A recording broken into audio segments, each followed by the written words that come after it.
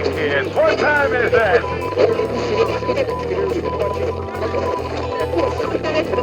Hey, it's Edson with GeekTime TV. They just dropped a new trailer for Dune Prophecy TV series. It's finally coming out in a few weeks. This trailer just came out a couple weeks ago, and it's a full trailer. It's almost 3 minutes long. We'll take a look at it in a minute. They've given a release date for this. It's going to be 6 episodes for this TV series. I'm obviously looking forward to it because I want to see a lot more of the Dune universe on video. So I'm such a big fan of the books, and we just got the second part of Dune last year in the theaters. Now we have this TV series I've been talking about for a while. It's called Dune Prophecy. 6 episodes on HBO Max.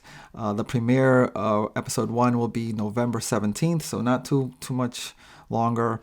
And from what I think I know, from what I hear and read, this is not any kind of spoilers. I haven't seen anything from any of the episodes.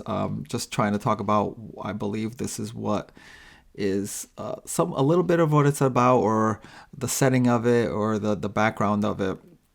Like kind of like the setup. What I believe this is about. It takes place about 10,000 years before the story of Paul Atreides, which is in the actual first book by Frank Herbert, and what we see in the movies last year and a couple of years before that. So it takes about 10,000 years before Paul Atreides comes onto the scene.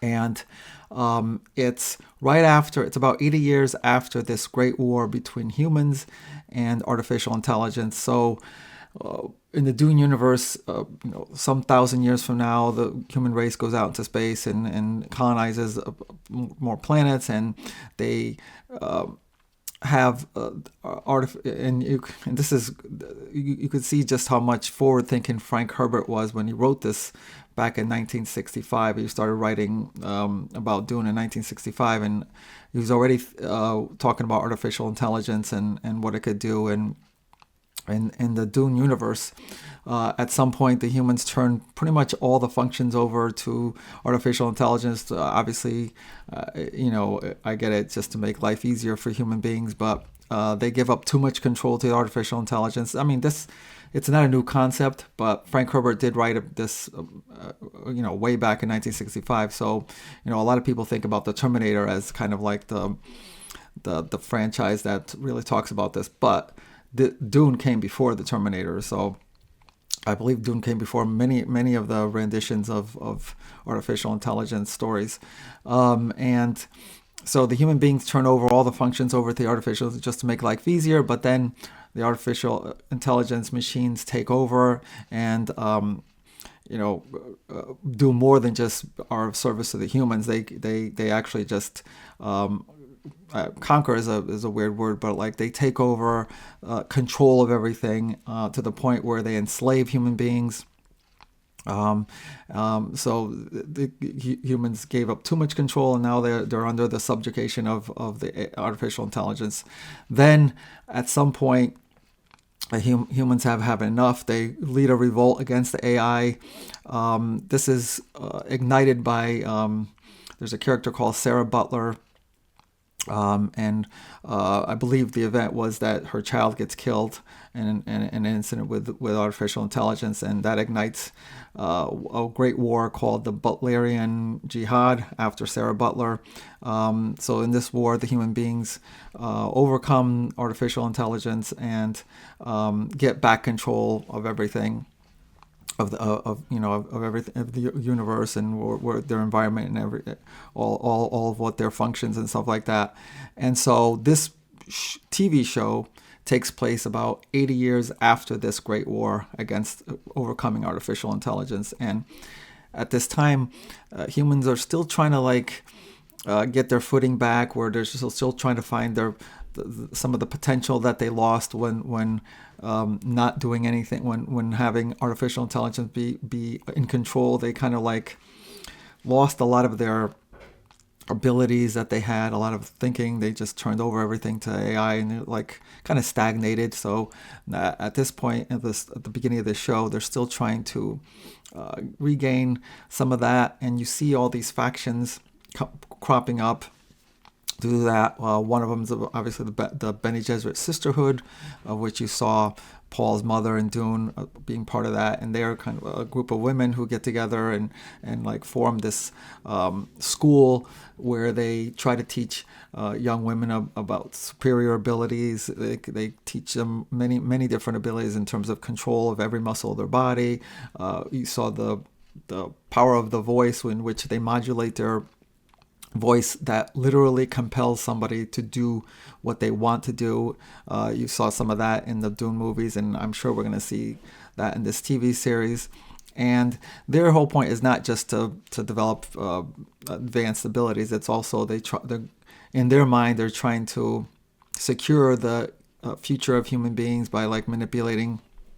They have like just genetic program where they try to have human beings just get the best of the genes in order to develop superior human beings in the future, of which the ultimate super being is going to be Paul Atreides at some point. But they're trying to secure the human being's future in their mind, even though it means manipulating people and manipulating the political scene and things like that. But they largely work in the background in doing all this.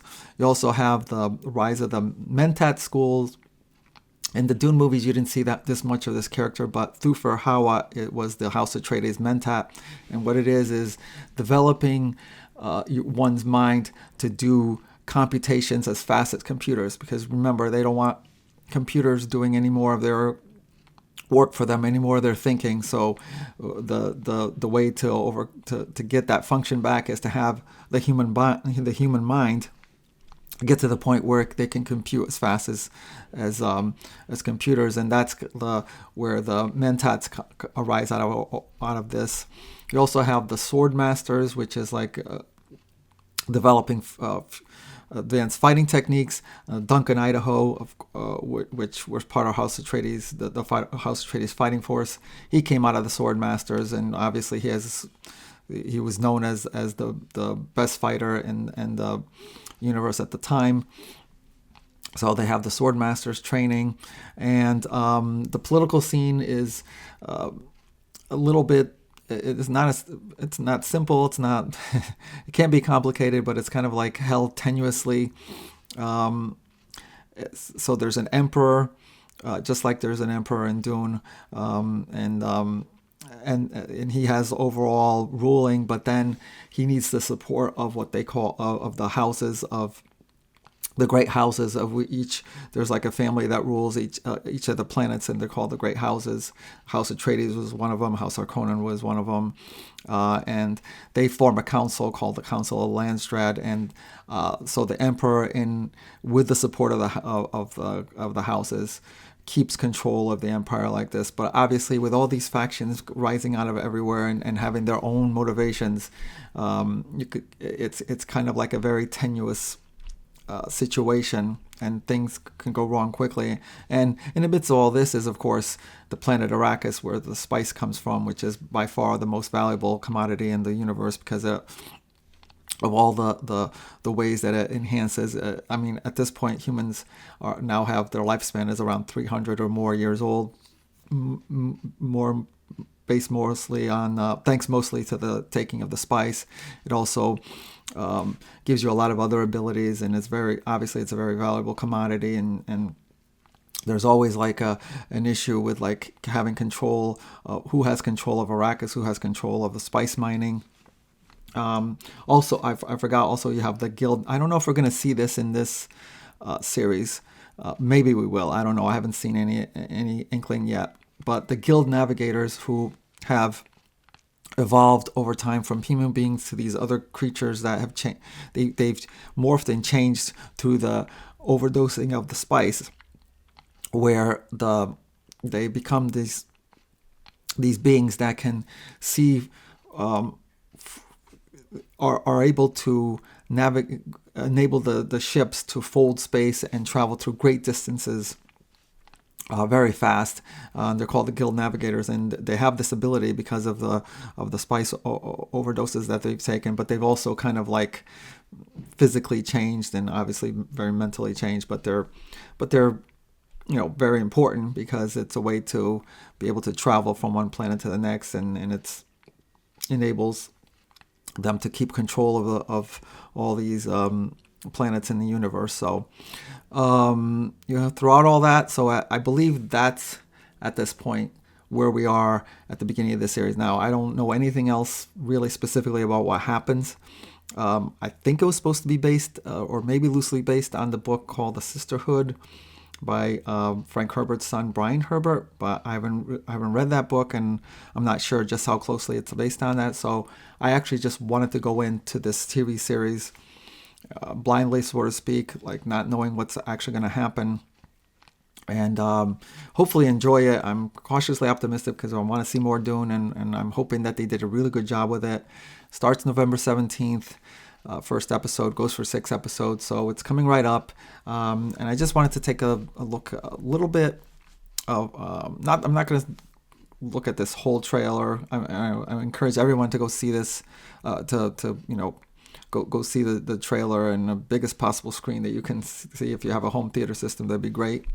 It's a really great trailer. It's all, like I said, it's almost 3 minutes long. But I did want to go over some of the couple of scenes in it and talk a little bit about it. Right at the beginning, you see this.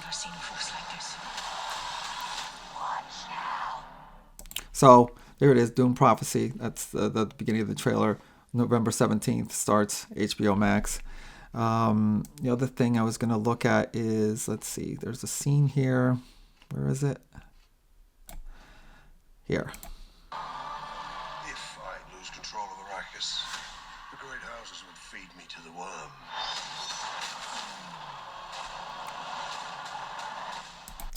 Here you see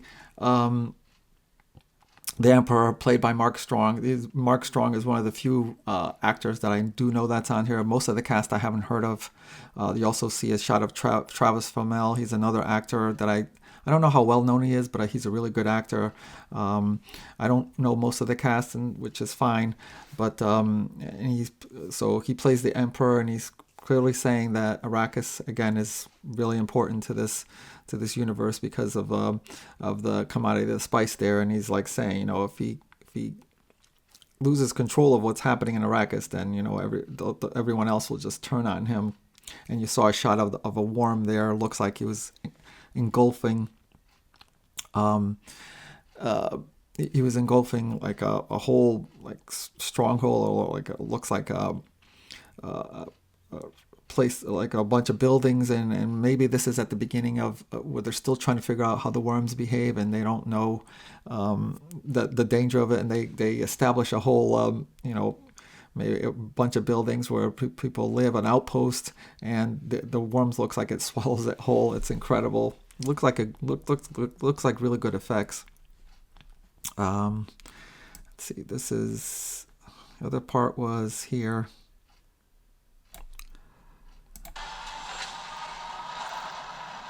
This could destroy the Imperium. We must act. You saw a shot of the worms. Looks like good effects. Worms, the worm going right through the underneath the underground under the desert, going really fast, and it looks like a very good effects. Then you saw a shot of perhaps the Swordmaster School that I was alluding to before, where people are learning how to do advanced fighting techniques. Let's see.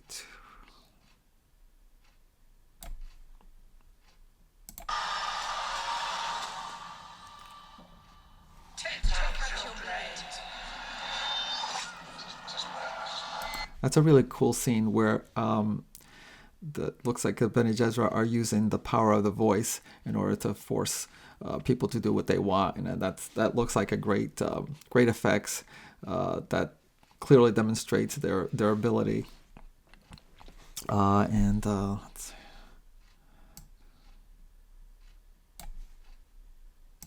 I run a school for young women. We're not a threat to anyone.